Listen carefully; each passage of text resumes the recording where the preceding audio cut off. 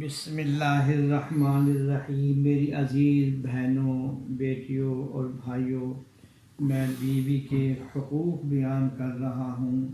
آج میں حدیث نمبر 34 بیان کرنے لگا ہوں کہ حضور نبی کریم صلی اللہ علیہ وسلم نے فرمایا، سب سے اچھا سرمایہ ذکر کرنے والی زبان، شکر کرنے والا دل، اور آخر میں فرمایا ایمان والی بیوی ہے جو ایمان پر اس کا تعاون کرے، یعنی وہ بیوی جو خود بھی مومنہ ہے، ایمان والی ہے، اور پھر ایمان کی باتوں میں ایک دوسرے سے تعاون بھی کرتی ہے، جس سے کہ ایمان تازہ ہوتا ہے، ایمان کا نور اور ایمان کی چاشنی پیدا ہوتی ہے۔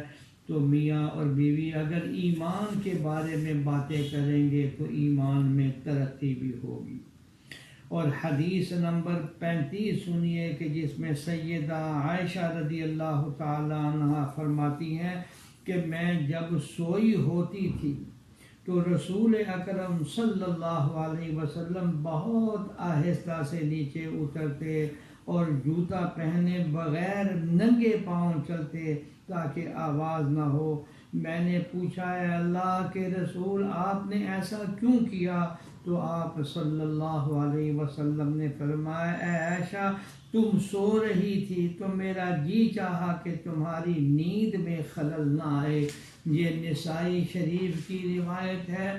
اور پھر احادیث میں یہ بھی آتا ہے کہ حضرت صلی اللہ علیہ وسلم جب تہجد کے وقت اٹھتے تو انتہائی آہستہ سے دروازہ کھولتے، انتہائی آہستہ سے دروازہ بند کرتے تاکہ نیند میں خلل نہ آئے۔